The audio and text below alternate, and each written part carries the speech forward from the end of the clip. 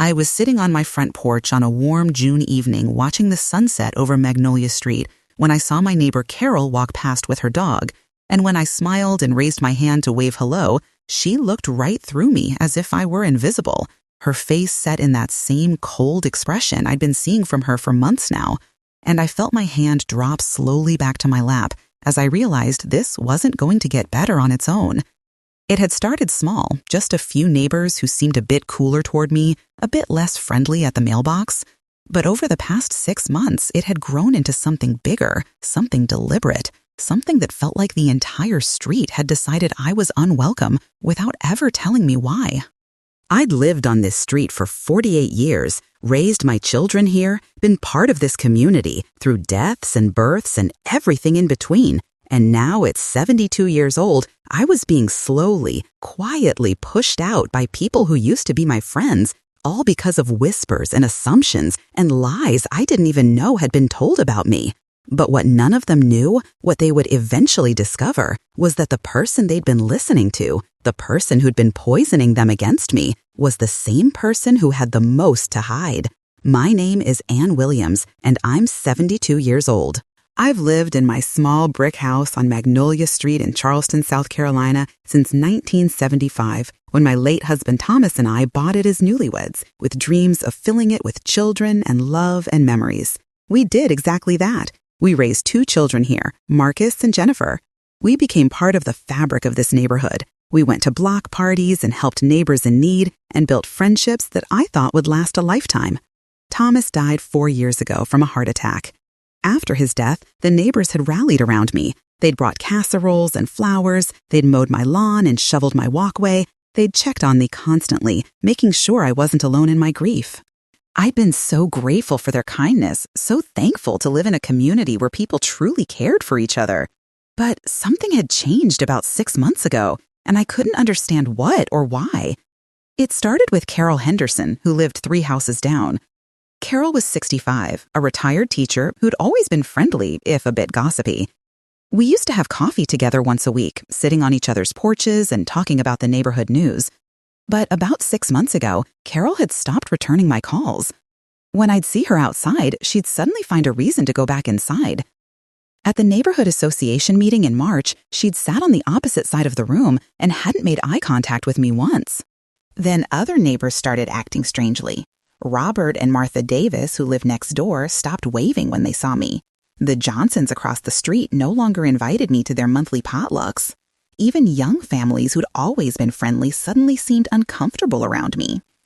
If you've ever experienced the slow, creeping realization that your community has turned against you without explanation, you know the particular loneliness and confusion I felt. It's not dramatic. There's no confrontation, no clear moment where everything changes. It's just a gradual coldness that seeps into every interaction until you feel like a ghost in your own neighborhood. I tried to figure out what I'd done wrong. Had I offended someone without realizing it? Had I said something inappropriate? Had I accidentally hurt someone's feelings? I ran through every interaction, every conversation, trying to find the moment where things had shifted, but I couldn't find it. As far as I knew, I'd done nothing different. I was the same person I'd always been, quiet, friendly, keeping to myself mostly, but always willing to help a neighbor in need.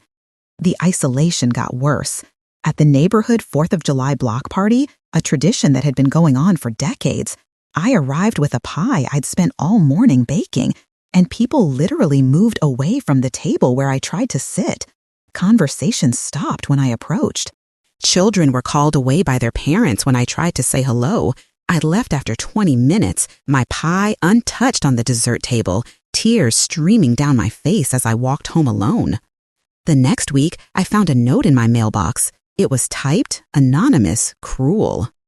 Some people don't know when they're not wanted. Maybe it's time to think about moving somewhere else where people don't know what you've done. I read it 3 times, my hands shaking. What I've done? What had I supposedly done? I called my son Marcus in Atlanta. When I told him what had been happening, he was immediately protective. "Mama, someone is spreading lies about you. That's the only explanation. People don't just turn on someone for no reason." But what lies? About what? I don't know, but you need to find out. Have you asked anyone directly what's going on? I've tried. No one will talk to me. Then you need to push harder. This is your home, Mama. You've lived there for almost 50 years. You have a right to know what you're being accused of. Marcus was right. I needed to confront this directly. I decided to start with Carol Henderson, since she'd been one of the first to turn cold. I walked to her house the next morning and knocked on her door. Carol answered, and when she saw me, her face tightened. Anne, what do you want? I want to know what I did to offend you. You've been avoiding me for months, and I don't understand why. I don't think we should talk about this. Carol, we've been friends for years. If I did something wrong, please just tell me what it was so I can apologize or fix it. Carol looked uncomfortable. It's not my place to say. Whose place is it then? Because someone needs to tell me why the entire neighborhood is treating me like I have the plague. She hesitated, then said quietly, People are just uncomfortable around you now, after what happened. What happened? Carol, I genuinely don't know what you're talking about. With your husband. With Thomas. My heart started pounding. What about Thomas? I really shouldn't be the one to tell you this. But since you're asking, people found out about what he did, about the woman, and they think you knew and covered it up. I felt like the ground was shifting under my feet. What woman? What are you talking about? Thomas's affair, the woman he was seeing for years. Regina Morrison told everyone about it. She said she'd known for a long time, but finally felt it was right to tell the truth. Regina Morrison, my neighbor 4 doors down, a woman I'd known for 20 years. Thomas didn't have an affair, I said firmly, and Regina Morrison doesn't know anything about my marriage. She said she saw them together multiple times, at restaurants, at a hotel. She said everyone in the neighborhood knew except you, and that after Thomas died, you refused to acknowledge it, that you were living in denial. Carol, that's not true. Thomas was faithful to me our entire marriage. Regina seemed very certain. She had details, dates, places, and she said other people had seen things too, but didn't want to hurt you by saying anything while Thomas was alive. But now she thinks the truth should be known. And you believed her? You all just believed Regina's gossip without asking me? She was very convincing, and Anne, I'm sorry, but it explains some things. Why Thomas was gone so much, why he seemed distracted sometimes. It makes sense. Thomas worked long hours because he was a construction supervisor. He was distracted sometimes because he was tired. There was no affair. But I could see in Carol's eyes that she'd already made up her mind. She'd chosen to believe Regina's lies rather than trust the woman she'd known for years. I think you should go, Carol said. I don't want to argue about this. I walked home feeling sick. Regina Morrison had told the neighborhood that Thomas had an affair. She'd provided details, convinced people it was true, and now everyone believed I was either complicit in covering it up or pathetically in denial. And there was nothing I could say to defend myself, because you can't prove a negative. How do I prove Thomas didn't have an affair? How do I fight against specific sightings and evidence that Regina claimed to have?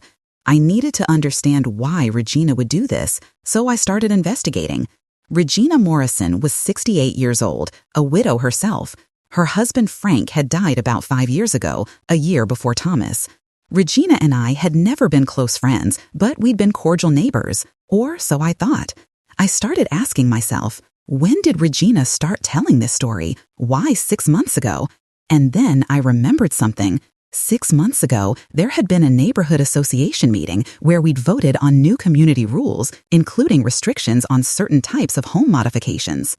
Regina had wanted to build an addition to her house that would have blocked her neighbor's view.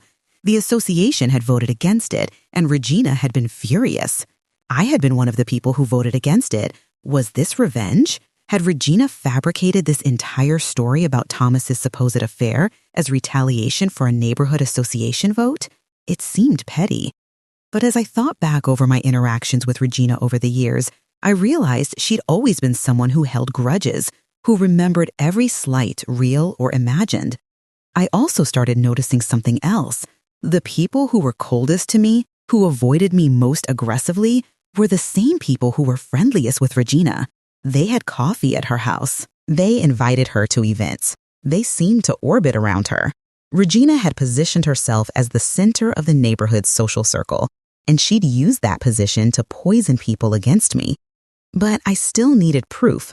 I needed evidence that Regina was lying. So I did something I'd never done before. I hired a private investigator, a woman named Sarah Chen, who specialized in gathering evidence for personal disputes. Mrs. Williams, what exactly do you want me to investigate? I want you to prove that my late husband didn't have an affair. My neighbor is claiming he did, and she's turned the entire neighborhood against me based on this lie. That's going to be difficult. Proving a negative is always challenging. But I can look into your neighbor's claims. If she's saying she saw specific things at specific places, I can investigate whether those claims hold up. Sarah started her work. She interviewed people who'd known Thomas at work. She checked credit card records to see if there were any suspicious charges. She looked into Regina's background to understand her credibility. What she found was illuminating. Mrs. Williams, I've spoken to a dozen people who worked with your husband. All of them describe him as devoted to you, constantly talking about his family, never displaying any behavior that suggested an affair. I've reviewed your joint financial records from the time period in question. There are no suspicious charges, no hotel rooms, no expensive gifts, no unusual cash withdrawals that can't be accounted for. What about Regina's claims that she saw Thomas with another woman? I looked into the specific dates and locations she mentioned to neighbors. On 3 of the 4 dates she claims to have seen them together, your credit card records show Thomas was actually with you. You have charges for dinners together, for a movie, for shopping. He couldn't have been at the places Regina claims to have seen him because he was provably somewhere else with you. So she was lying. It appears that way, but there's more. I did some background research on Regina Morrison. Did you know she was involved in a similar situation at her previous residence? What do you mean? Before moving to this neighborhood, Regina lived in a different part of Charleston. She was asked to leave her previous neighborhood association due to harassment complaints. Apparently, she spread rumors about multiple neighbors trying to turn people against them. Why would she do that? According to people I spoke with from that neighborhood, Regina has a pattern of needing to be the center of attention. When she feels slighted or when someone challenges her, she retaliates by destroying their reputation. This was exactly what she'd done to me. I'd voted against her home addition, and she decided to destroy my standing in the community by fabricating a story about Thomas's affair. Sarah, can you document all of this? Can you put together a report with evidence? Absolutely. I'll have everything compiled for you within the week. While Sarah was preparing her report, something else happened that changed everything. I received a phone call from a woman I didn't know. Her name was Patricia Green, and she lived 2 streets over. Mrs. Williams, I need to talk to you about Regina Morrison. Can I come by your house? Of course. Patricia arrived that afternoon. She was in her mid-70s, a dignified woman with kind eyes. Mrs. Williams, I've been hearing what Regina has been saying about you and your late husband, and I need to tell you something. About 10 years ago, Regina tried to do the same thing to me. What do you mean? My husband was still alive then. Regina started a rumor that he was having an affair with a woman from our church. She told people she'd seen them together, that everyone knew about it, that I was in denial. The rumor spread through our church community and nearly destroyed us. What happened? My husband and I fought back. We proved the rumor was false. The woman Regina claimed he was having an affair with was actually his cousin visiting from out of state. We showed photos, plane tickets, family documentation. The rumor fell apart, but by then the damage was done. We ended up leaving that church because people still whispered. Why didn't Regina face consequences? She claimed it was an honest mistake, that she genuinely thought she'd seen something inappropriate. People gave her the benefit of the doubt. But Mrs. Williams, I don't think it was a mistake. I think Regina deliberately creates these situations, and I think she's doing it to you now. Why would she do this? Power, control. Regina likes being important, being the person everyone comes to for information, and she maintains that position by controlling the narrative about people. If you challenge her or cross her in any way, she destroys you. Patricia's testimony was crucial. It established a pattern of behavior. Regina had done this before. With Sarah's investigative report and Patricia's firsthand account, I finally had ammunition to fight back. But I needed to be strategic. I couldn't just confront Regina directly. She'd deny everything, and the neighbors who believed her would just think I was being defensive. I needed to expose the truth in a way that couldn't be denied or dismissed, so I planned carefully. The next neighborhood association meeting was scheduled for the third Tuesday of the month. These meetings were typically held at the community center and attended by about 30 households. I prepared packets of information. Each packet contained Sarah's investigative report showing there was no evidence of Thomas's affair, proof that on the dates Regina claimed to have seen Thomas with another woman, he was actually with me, documentation of Regina's history of spreading false rumors at her previous residence, Patricia Green's signed statement about Regina doing the same thing to her family, copies of the anonymous cruel note I'd received. I didn't tell anyone I was coming to the meeting. I just showed up. When I walked in, the room went quiet. People looked uncomfortable. Some looked away. Regina was sitting in her usual spot, surrounded by her circle of friends. When she saw me, her expression flickered, surprise, then wariness, then a forced smile. "Anne, what a surprise to see you here." "I live in this neighborhood," I said calmly. "I have every right to be at this meeting." I took a seat and waited for the formal business to conclude. Then, during the open forum portion of the meeting, I stood up. "I have something I need to address with the community." The room was silent. I could feel everyone's eyes on me. For the past 6 months, I've been experiencing something I never thought would happen in this neighborhood. I've been isolated, excluded, treated as if I'm unwelcome in the community I've been part of for 48 years. I couldn't understand why until recently when I learned that Regina Morrison has been telling people that my late husband Thomas had an affair. There were gasps. People shifted uncomfortably. Regina's face went red. "Anne, this is not the place," she started. "Yes, it is," I said firmly. "You made this public by spreading it throughout the neighborhood, so I'm addressing it publicly. Thomas did not have an affair. The story Regina has been telling is a complete fabrication, and I have proof." I began distributing the packets I'd prepared. In these packets, you'll find an investigative report showing there is no evidence whatsoever of Thomas having an affair. You'll find proof that on the specific dates Regina claimed to have seen him with another woman, he was actually with me. We have credit card receipts, photos, documentation. People were opening the packets, reading. I watched their faces change as they absorbed the information. You'll also find documentation that Regina has a history of doing this. She was asked to leave her previous neighborhood association for spreading false rumors about neighbors. And you'll find a statement from Patricia Green, who lives 2 streets over, detailing how Regina spread the exact same type of rumor about Patricia's husband 10 years ago. Regina stood up abruptly. "This is slander. You can't prove." "It's all documented, Regina. Every bit of it. Including the dates you specifically told people you saw Thomas with another woman. Dates when he was provably with me." The room was completely silent now. People were looking at Regina with new eyes. "I think we all need to ask ourselves," I continued, "why someone would fabricate such a cruel lie about a deceased man who can't defend himself, and why we were so willing to believe it without ever asking me for my side of the story." I looked around the room at my neighbors, people I'd known for decades. "I've lived on this street for 48 years. I've been your neighbor through good times and bad.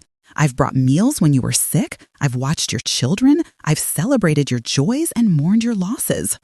And the moment someone told you something negative about me, you all believed it without question. You excluded me. You avoided me. You sent me cruel anonymous notes. And you never once asked me if it was true." Some people had the grace to look ashamed. Others were still processing, looking between me and Regina with confusion. I'm not here to demand apologies, although some of you owe me one. I'm here to set the record straight. My husband was faithful to me. Our marriage was honest. And Regina Morrison is a liar who has a documented history of destroying people's reputations when they cross her. Regina grabbed her purse and stood up. I don't have to listen to this. This is harassment. No, Regina, I said quietly. What you did to me was harassment. This is accountability. Regina stormed out of the meeting. 3 of her closest friends followed her, but the rest of the room remained. The association president, a man named David Chen, who'd been neutral toward me during the past 6 months, cleared his throat. Mrs. Williams, I think I speak for many people here when I say we owe you an apology. We should have come to you directly instead of believing gossip. Others nodded. Some people looked genuinely ashamed. I accept that some of you were misled, I said, but I also need you to understand how much damage this has caused. I've spent 6 months feeling like an outcast in my own neighborhood. I've been lonely, hurt, and confused, and all because one person decided to lie and the rest of you decided to believe her without evidence. Over the following weeks, the neighborhood dynamic shifted dramatically. Several neighbors came to my house to apologize personally. They brought flowers, baked goods, handwritten notes expressing remorse. Carol Henderson was one of the first. She stood on my porch with tears in her eyes. Anne, I am so sorry. I should have known better. I should have talked to you directly instead of believing Regina. I've known you for years. I know your character, and I let gossip override that knowledge. Please forgive me. Carol, I appreciate your apology, but I need you to understand that trust, once broken, takes time to rebuild. You hurt me deeply. I know, and I'll spend as long as it takes to earn your trust back. Others apologized too. The Davises next door, the Johnsons across the street, even some of the younger families who'd pulled away. But not everyone apologized. Regina's closest friends, the 3 women who'd walked out of the meeting with her, continued to avoid me. They'd chosen their loyalty, and it wasn't to the truth. Regina herself never apologized. She moved out of the neighborhood about 2 months after the association meeting. I heard through neighbors that she'd bought a condo in a different part of town. Part of me felt vindicated. She'd been exposed, and her influence in the neighborhood had evaporated. But another part of me felt sad. Sad that someone could be so cruel without remorse. Sad that it had taken so much effort and evidence to get people to believe the truth. One afternoon, about 3 months after the association meeting, I was working in my garden when Patricia Green stopped by. Anne, I wanted to thank you. For what? For standing up to Regina publicly. I never did that. I just left my church and moved on, but you fought back. And in doing so, you probably saved other people from becoming her targets. I just wanted to clear my husband's name. You did more than that. You exposed a pattern of behavior. You gave other people the courage to speak up. Do you know that after your presentation at the association meeting, 2 other women came forward with stories about Regina spreading rumors about them? I didn't know that. She's been doing this for years to multiple people, but no one wanted to confront her because she seemed so credible, so involved in the community. You broke that power. You showed everyone who she really was. That conversation helped me understand something important. My fight hadn't just been about defending myself or Thomas. It had been about exposing a pattern of cruelty that had been hiding in plain sight. I also started rebuilding relationships with neighbors who genuinely apologized. I accepted invitations to coffee. I attended neighborhood events. I allowed people to earn back my trust gradually. But things were different now. I was different. I'd learned that communities can be fragile things, easily poisoned by gossip and lies. I'd learned that people I thought were friends could turn on me with surprising speed. I'd also learned that I was stronger than I'd thought, that I could stand up for myself, that I could fight back against injustice, even when it meant being uncomfortable and confrontational. One evening, about 6 months after the association meeting, I was sitting on my porch watching the sunset when Carol walked by with her dog. This time, when I waved, she waved back. She smiled. She stopped to chat. "Beautiful evening, isn't it?" "It is," I agreed. "Anne, I know I've said this before, but I really am sorry about what happened. You deserved better from all of us." "Thank you, Carol. I appreciate that." "You know what I realized? Regina made us all feel special, like we were part of her inner circle, like we had access to important information. And in exchange for that feeling of importance, we were willing to believe terrible things about good people. That's a hard thing to admit about yourself. It takes courage to admit that. You showed us what real courage looks like. Standing up in that meeting, presenting evidence, refusing to be pushed out of your own neighborhood, that was brave. After Carol left, I sat thinking about everything that had happened. The pain of being excluded, the work of investigating Regina's lies, the courage it took to confront the neighborhood publicly, the slow process of rebuilding trust. If you're listening to this story, if you've ever been the target of gossip or unfair judgment, if you've been pushed out by people who believed lies about you without asking for your side, I need you to hear this. True character always reveals itself. Those who are unfairly excluded often have the purest intentions, and real justice doesn't always come from loud retaliation. Sometimes it comes from the moment people finally recognize who was honest and who was cruel. You don't have to accept being pushed out. You don't have to suffer in silence while people believe lies about you. You have the right to defend yourself, to gather evidence, to present the truth, to demand accountability. Will everyone believe you? No. Some people are too invested in the lies, too loyal to the liar, too uncomfortable with admitting they were wrong.